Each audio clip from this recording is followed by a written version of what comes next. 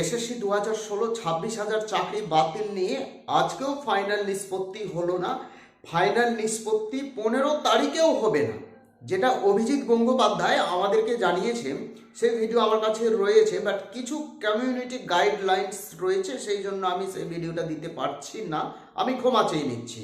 অভিজিৎ গঙ্গোপাধ্যায় বলছে, অর্থাৎ প্রাক্তন বিচারপতি, হাইকোর্টের প্রাক্তন বিচারপতি তথা তমলুকের সাংসদ অভিজিৎ গঙ্গোপাধ্যায় আমাদের সঙ্গে কথোপকথনে বলেছে যে আগামী 15 জানুয়ারি যে নেক্সট হিয়ারিং রয়েছে, সেই 15 জানুয়ারিতেও ফাইনাল নিষ্পত্তি হবে না, অন্তত আরো দুটো হিয়ারিং হবে, অর্থাৎ জানুয়ারি মাসে নাও হতে পারে ফাইনাল নিষ্পত্তি। এই হচ্ছে এসএসসি 2016 থেকে 26,000 চাকরি বাতিল নিয়ে কবে ফাইনাল নিষ্পত্তি হবে তার একটা সম্ভাব্য তারিখ বা সম্ভাব্য দিন বা সম্ভাব্য মাস বা সম্ভাব্য সাল।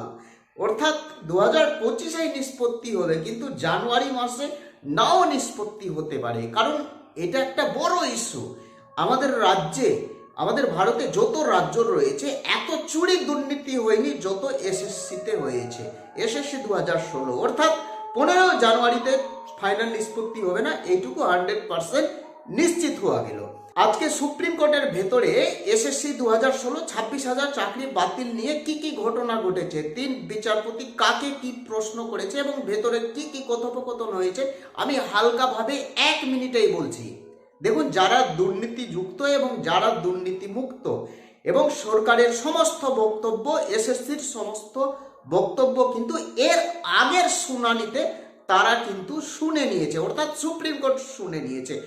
এদের যা যা বক্তব্য ছিল, দুর্নীতিগ্রস্ত বা দুর্নীতিমুক্ত যত শিক্ষক বা শিক্ষিকা ও শিক্ষক বা শিক্ষিকা রয়েছে, তার আইনজীবী মারফত সমস্ত তথ্য অ্যাফিডেভিট আকারে এসএসসির সমস্ত বক্তব্য কিন্তু এর আগেই শুনে নিয়েছে সুপ্রিম কোর্ট। আজকে ছিল যারা নট কল ফর ভেরিফিকেশন, অর্থাৎ যারা স্বচ্ছ প্রার্থী, যারা র্যাঙ্কে থাকা সত্ত্বেও চাকরি পায়নি, এখনো আন্দোলন করছে, রিট পিটিশনের যে আইনজীবী আলী হোসেন আলমগীর বা আরো আইনজীবী রয়েছে, ফিরদৌস শামীম, এদের আইনজীবীদের বক্তব্য শোনার দিন ছিল আজকে। আজকে একটা নতুন বিচারপতি এসেছিল, বিশ্বনাথা। সে বলছে প্রধান বিচারপতিকে কি প্রথম থেকে বিষয়টা শোনা হবে না, যেটা প্রথম দিন হয়েছে সেটা বাদ দিয়ে। তো প্রধান বিচারপতি বলছে যে না, প্রথম যা যা ঘটনা হয়েছে আমার তো জানা আছে, তো ওই জিনিসটা বাদ দিন, আজকে এদের বক্তব্য শোনা হোক, সিবিআই এর বক্তব্য বা এদের বক্তব্য। এর মধ্যে হই হুল্লোড় উঠে, তারপরে সুপ্রিম কোর্টের প্রধান বিচারপতি বলে যে আপনারা সবাই চুপ করুন।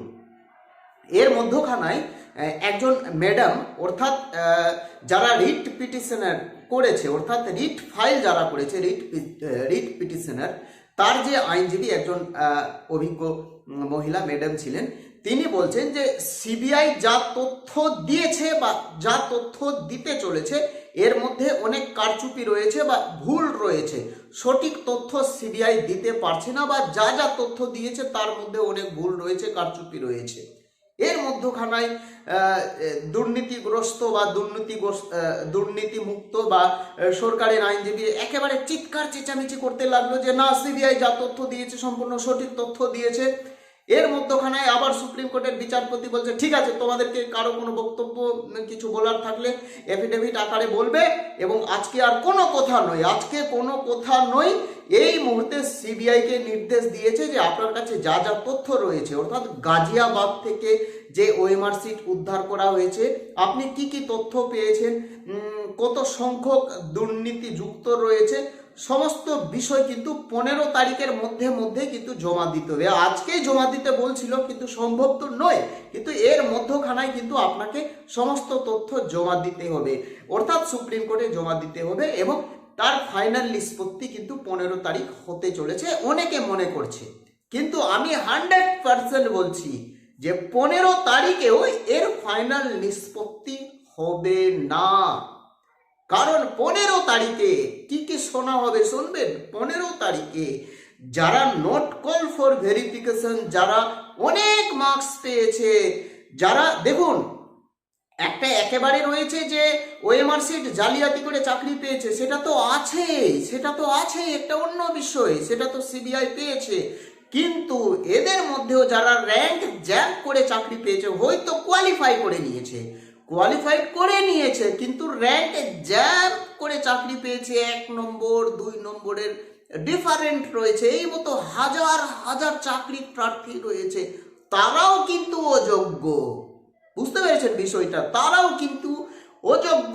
এই যে যারা নট কল ফর ভেরিফিকেশন, তাদের কাছে অনেক তথ্য রয়েছে, সেই তথ্য কিন্তু 15 তারিখের মধ্যে শোনা হবে, বা 15 তারিখ এরা কিন্তু সমস্ত তথ্য দেবে সুপ্রিম কোর্টের প্রধান বিচারপতিকে, এবং সমস্ত তথ্য দেবে সিবিআই যে কোথায় কারচুপি হয়েছে। সিবিআই এর পক্ষে সম্ভব হচ্ছে না, সিবিআই মিলাতেই পারছে না। সিবিআই কি শুধুমাত্র গাজিয়াবাদ থেকে ডিজিটাল ওএমআর সিট বা যা ওএমআর সিট রয়েছে, স্ক্যান কপি বা মিরর কপি, যেটা পেয়েছে সেটাই দেখছে আর বলছে এত সংখ্যক যোগ্য অযোগ্য। সিবিআই ধরতেই পারছে না যে কোথায় র্যাঙ্ক জ্যাম্প হয়েছে, কোথায় কি হয়েছে, সঠিক হিসাব সিবিআই দিতে পারছে না। এত হারে বা এত প্রকার চুরি দুর্নীতি হয়েছে, যেটা সূত্র মারফত আমরা জানতে পারলাম। এবং ম্যাডাম বলছিলেন, রিট পিটিশনারের আইনজীবী অর্থাৎ নট কল ফর ভেরিফিকেশনের আইনজীবী ম্যাডাম বলছিলেন যে সিবিআই যা যা তথ্য এর মধ্যে সুপ্রিম কোর্টে দিয়েছে, সেই তথ্য পুরোপুরি সত্য নয় বা সঠিক তথ্য সিবিআই দিতে পারছে না। আরও অনেক তথ্য সিবিআই লুকোচ্ছে বা তারা ব্যর্থ হচ্ছে সঠিক তথ্য দিতে।